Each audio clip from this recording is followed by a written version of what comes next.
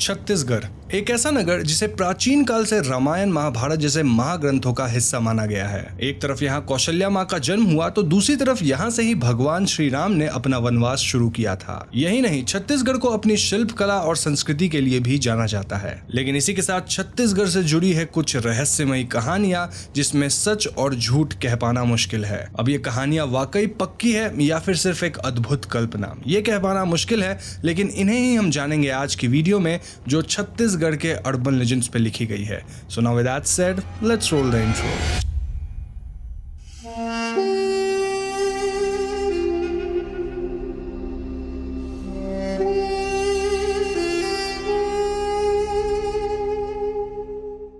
छत्तीसगढ़ के भिलाई नामक नगर में एक ऐसा घर मौजूद है जिसके आसपास भी आने से लोग डरते हैं। इस बंगले का नाम है 32 बंगला, जो ऐतिहासिक तौर पर ब्रिटिश राज के दौरान बनाया गया था। लेकिन इतिहास के काले पन्नों पर 32 बंगले के नाम कई खूनी कहानियां भी लिखी गई है। कहते हैं कि क्रूर ऑफिसर्स कई निर्दोष लोगों को बंगले के छत से लटकाकर मार डालते थे। ऐसे ही कई आत्माएं जिन्हें तब बेमौत मरना पड़ा था, आज वो इस बंगले की दीवारों में घर किए हुए हैं। असर यह है कि रात 3 बजे के आसपास घर के बाहर वाली सड़क पर लोगों को अनजान आकृतियां दिखाई देती हैं। यही नहीं, कहते हैं कि यहाँ से गुजरने वाली गाड़ियां अपने आप ही अपना संतुलन खो देती हैं। कुछ लोग एक खास महिला की बात करते हैं जिसकी मौत इस सड़क पे ही किसी हादसे में हो गई थी। वो आज तक 32 बंगले के बाहर घूमती दिखाई देती है। कभी देर रात यहाँ से गुजरो तो आपको भी एहसास होगा कि आप यहाँ अकेले नहीं हैं। तो क्या सचमुच ये बंगला हॉन्टेड है? ये सवाल मैं आपसे पूछता हूँ।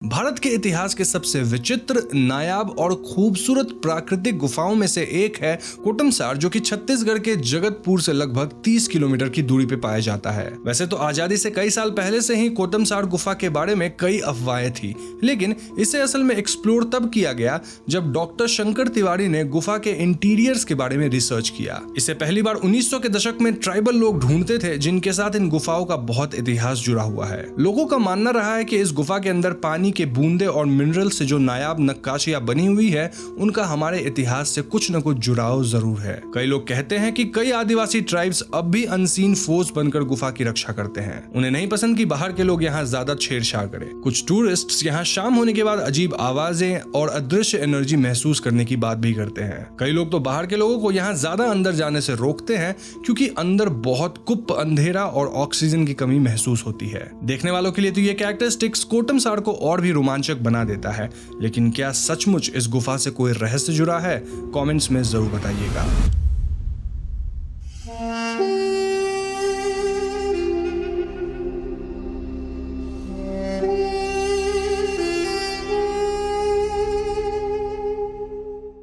छत्तीसगढ़ का बस्तर जिला ऐतिहासिक तौर पे शायद काफी धनी और आकर्षक कहा जाएगा। यहाँ के ट्राइबल लोग और उनकी मान्यताएं हमेशा से कई स्कॉलर्स और रिसर्चर्स के कौतूहल का कारण रही है। लेकिन इन्हीं कथाओं और मान्यताओं में कुछ विचित्र बातें भी आती हैं, जैसे black magic practice. Defining evil, the state and witchcraft in Bastar, इस किताब में नंदिनी लिखती हैं कि बस्तर के दक्षिणी इलाके में कुछ ऐसी महिलाओं के होने की बात की जाती है जो रात को अपने पति और परिवार को सुला देने के बाद जंगलों में चली जाती हैं और खून का सेवन करती हैं। ऐसा करने से उन्हें शक्तियां मिलती हैं या उनका कोई मोटिव पूरा हो जाता है। अब ये क्या होता है एग्जैक्टली, इसका क्लियरेंस तो कहीं नहीं है। वो मिट्टी के पहाड़ों के इलाकों में जाती हैं और सपोजिटली कोई रिचुअल पूरा करती हैं, जिसके बाद उनके माथे से एक अजीब रोशनी निकलती दिखाई देती है। एक आदमी का ये तक कहना है कि उसने ये सब अपनी आंखों से देखा है।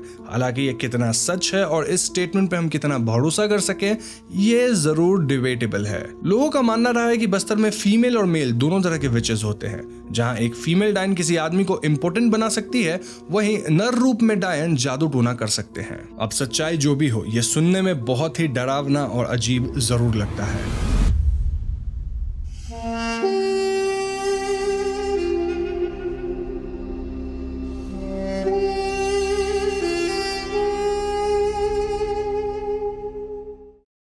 छत्तीसगढ़ के अर्बन लेजेंड्स में अगला नाम एक ऐसे रेलवे स्टेशन का है जहां तब पैरानॉर्मल घटनाएं बढ़ गई जब यहां एक भयानक हादसा हुआ। 2011 में इस रेलवे क्रॉसिंग पर करीब 18 लोगों की जान एक भयानक दुर्घटना में चली गई। वैसे इस घटना के पहले भी तड़बाहर के आसपास से गुजरने वाले लोग यहां अनजान शक्तियां महसूस करने की बात करते थे, लेकिन फिर 2011 में एक दिन सुबह के 9 बजे कुछ लोग ट्रैक पार करने की कोशिश में थे। इस हादसे में कम से कम 12 लोगों की जान जाने की बात की जाती है, जबकि बाकी लोग गहरे रूप से घायल हो गए थे। अब लोगों का मानना है कि यहाँ इन लोगों की अतृप्त आत्माएं मौजूद हैं जो वहां से गुजरने वालों को अपना दर्द और दुख महसूस करवाती है। वहीं कुछ लोग ये मानते हैं कि ये जो दुर्घटना हुई थी वो भी किन्हीं आत्माओं का काम था, क्योंकि याद हो कि मैंने कहा था कि कुछ लोग को यहाँ पहले से ही अनजान शक्तियों का एहसास होता था। इनफैक्ट इस जगह पर दुर्घटना के बाद एक मंदिर भी बनवाया गया ताकि शांति बनी रहे। तो ऐसे में मुझे आप बताना कि क्या आप भी मानते हैं कि वहां होने वाली दुर्घटनाएं किसी आत्माओं का काम है या फिर ये सब सिर्फ कहने वाली बात है। मैं पर्सनली सिर्फ इसे एक कोइंसिडेंस मानता हूं, लेकिन हाँ, आपकी सोच मेरे से अलग हो सकती है।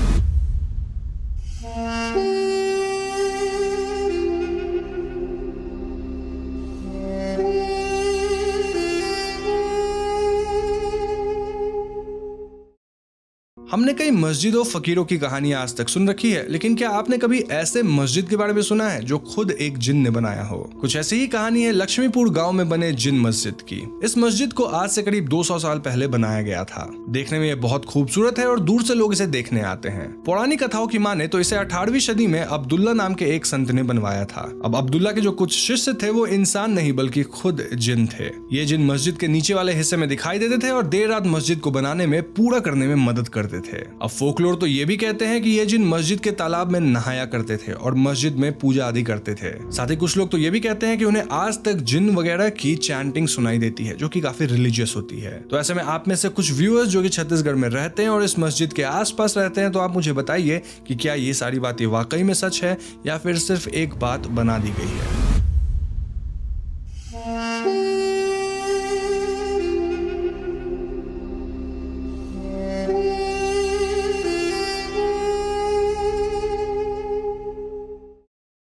रायपुर का लाल बंगला उन खास मकानों में से एक है जहां कोई कभी दाखिल होना नहीं चाहता। जहां कुछ लोग यहां किसी डीमन या शैतान के होने की बात करते हैं, वहीं कुछ लोगों का कहना है कि एक दुर्भाग्यपूर्ण घटना के बाद से यहां एक परिवार के कई सदस्यों की आत्माएं मौजूद हैं। लेजेंड्स की माने तो अब से कई साल पहले इस घर में एक परिवार रहा करता था। किसी कारण उन सभी ने एक साथ खुद को मार ली, जिसके बाद से ये घर सन्नाटा में कहीं गुम हो गया। फिर एक दिन 2 लोग इस घर में दाखिल होते हैं, लेकिन ऐसा करते ही उन्हें कुछ अजीब महसूस होने लगा। उन्हें ऐसा लग रहा था मानो उनके पीछे कोई मौजूद है और उन्हें यहाँ से चले जाने को कह रहा हो। हद तो तब हो गई जब उन्हें ऐसा महसूस होने लगा जैसे कोई उनका गला घोटने की कोशिश कर रहा हो। इस हादसे के बाद से रायपुर और आसपास के लोग इस घर से काफी दूरी बनाए रखते हैं। अब ये घर वाकई में हॉन्टेड है या नहीं ये तो मैं नहीं कह सकता, मैं खुद गया नहीं हूँ, लेकिन हाँ, जो लोग भी इसके आसपास रहते हैं कमेंट्स में जरूर बताइएगा।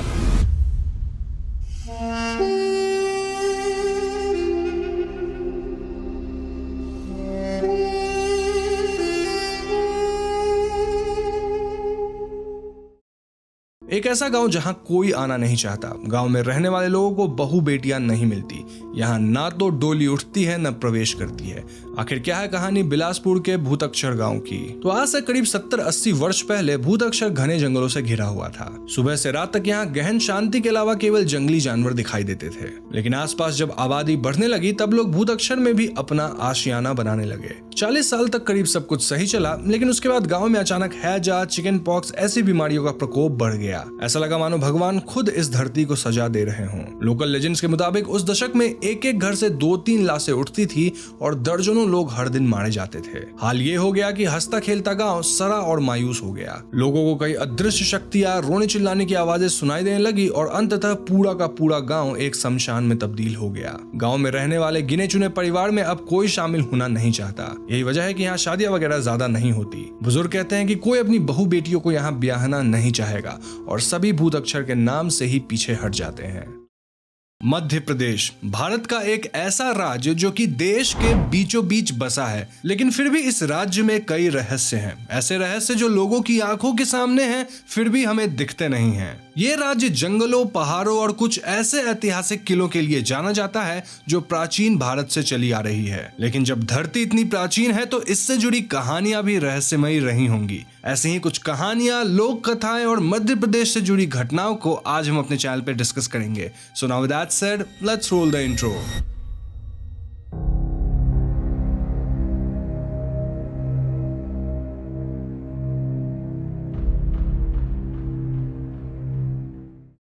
कहते हैं कि भोपाल की स्थापना राजा भोज ने की थी, जिनके आगे इस नगर को भोजपाल नाम दिया गया था। फिर एक दिन कुछ लोगों ने राज्य पर हमला कर दिया। एक भीषण युद्ध हुआ जिसमें राजा भोज की मृत्यु हो गई। लेकिन दुश्मनों की नजर महाराज की रानी कमलापति पर थी। उन्होंने महल में घुसकर रानी को अगवा करना चाहा, लेकिन रानी कमलापति अपनी सभी दासियों के साथ महल के नीचे बने एक समंदर में कूद पड़ी और खुद को खत्म की। कहते हैं कि महारानी कमलापति भगवान को बहुत मानती थी। उन्होंने अपने पीछे दुश्मनों पर कोई शाप छोड़ दिया, जिसके तहत सारा का सारा महल, हीरे जवाहरात आदि उसी तालाब में समा गए। भोपाल में आज इसी स्थान पर राजा भोज की मूर्ति स्थापित की गई है। लोगों का यहाँ तक मानना है कि इस तालाब के अंदर कुछ अलौकिक शक्तियां मौजूद हैं, क्योंकि राजा भोज के खजाने में पारस मणि भी हुआ करता था, जिसकी शक्तियां उस ऐतिहासिक घटना के बाद इसी पानी में मिल गई। अब ये कहानी कितनी सच्ची है ये तो कोई नहीं कह सकता, लेकिन ये कहानी भोपाल के इतिहास को और भी खूबसूरत और दिलचस्प जरूर बनाती है।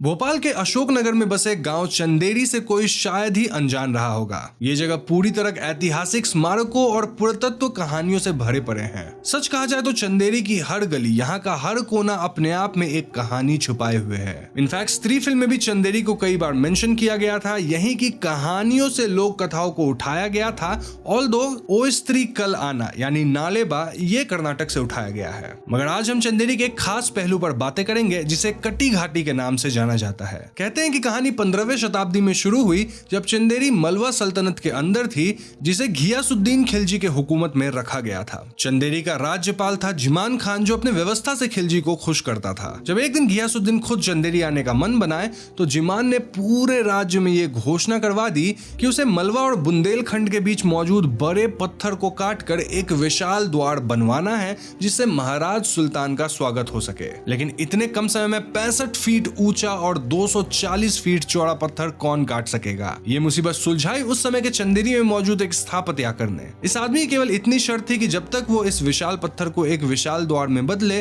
तब तक चंदेरी का कोई आदमी यहाँ नहीं आएगा, क्योंकि उसे जिमान खान को एक भव्य तोहफा देना था। हुआ भी ऐसा ही। उस आदमी ने एक खूबसूरत और विशाल द्वार तैयार किया, जिसे आज कटी घाटी के नाम से जाना जाता है। लेकिन उससे एक बहुत बड़ी भूल हो गई। उस आदमी ने गलती से अपने डिजाइन में किसी दरवाजे को इंक्लूड ही नहीं किया। चंदेरी, जो अब तक दुश्मनों से इसी बड़े विशाल पत्थर से प्रोटेक्ट की जाती थी, अब वो दुश्मनों के लिए खुला खजाना बन चुकी थी। स्थापतकार को इतना बड़ा सदमा पहुंचा कि उसने उसी वक्त खुद को मार लिया। तब से लेकर आज तक कटी घाटी के ऊंचे द्वार पर उस व्यक्ति का कब्र सजाकर रखा गया है। लोगों का मानना है कि देर रात में आज भी कभी कभी उस आदमी की आत्मा कटी घाटी के दरवाजे पर खड़ी मिलती है, क्योंकि उसे चंदेरी को दुश्मनों से बचाए रखना है। देखा जाए तो स्त्री फिल्म में भी हमने चंदेरी में अंत में द्वार को देखा था, जहां स्त्री उसकी रक्षा कर रही थी।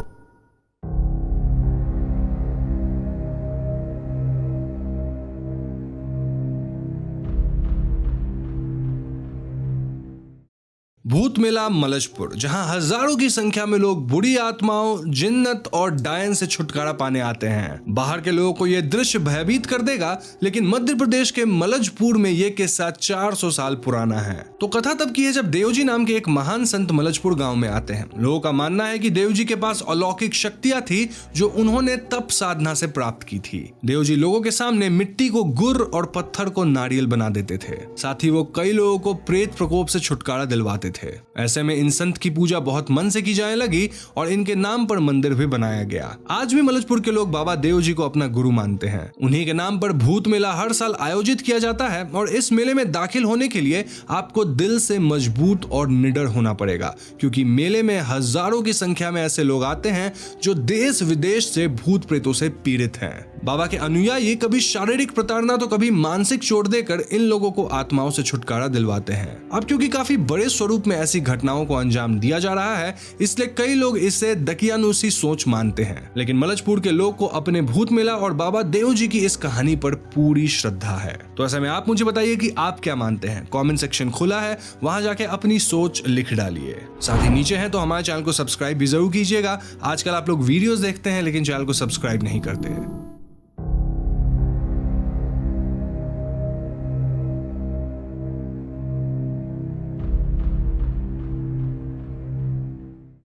जब मध्य प्रदेश की बात हो तो कहानी उस हादसे की तो होगी ही जो आज भी दुनिया के सबसे खतरनाक औद्योगिक हादसों में से जाना जाता है। जी हां, हम भोपाल गैस ट्रेजेडी की बात कर रहे हैं। 2-3 दिसंबर 1984 की अंधेरी रात को एक ऐसा हादसा हुआ जिसमें 3000 से भी अधिक लोग दर्दनाक मृत्यु के शिकार हुए और ना जाने कितने हजार लोग हमेशा के लिए विकलांगता से जूझ गए तो कुछ जीवन भर पीड़ा में रहे। ये दर्दनाक किस्सा डाउ फैक्ट्री में हुआ था, जो उस समय यूनियन कार्बाइड इंडिया के कीटनाशक प्लांट के रूप में इस्तेमाल किया जाता था। उस रात इस फैक्ट्री से 40 टन के लगभग मिथाइल आइसोसाइनाइड आसमान में फैल गया, जिसके कारण यह हादसा हुआ था। हैरत की बात यह है कि तकरीबन 39 साल बाद भी लोग इस फैक्ट्री के पास से गुजरने से कतराते हैं। लोगों का कहना है कि यहाँ आज भी हजारों की चीखें सुनाई देती हैं। कभी रात में बच्चे बिलखते हुए सुने जाते हैं तो कभी यहाँ मौजूद लोगों को अपने आसपास किसी की मौजूदगी महसूस होती है। यहाँ बसे कस्बे जेपी नगर के लोगों का कहना है कि यदि कोई शाम के बाद फैक्ट्री में दाखिल होता है तो उसे आत्माएं धक्का दे देती हैं, जैसे वो नहीं चाहती कि यहाँ कोई प्रवेश करे। अब ये आत्माओं वाली कहानी कितनी सच है इस पे तो कोई प्रमाण नहीं है, लेकिन जो ट्रेजेडी हुआ वो सच हुआ था और वो बहुत ही भयावह था।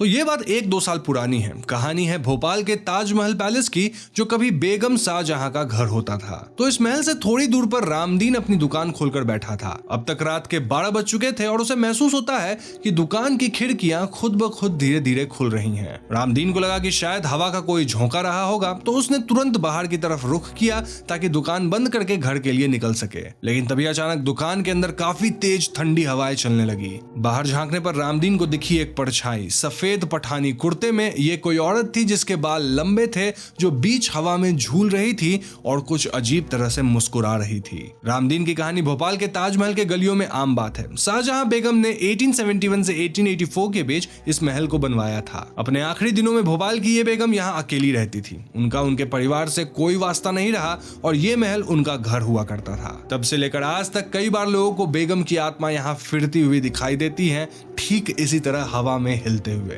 यह आत्मा कभी कोई नुकसान नहीं पहुंचाती। शायद वो कुछ कहना चाहती हैं, कुछ देखना चाहती हैं, लेकिन क्या, ये हम में से किसी को मालूम नहीं।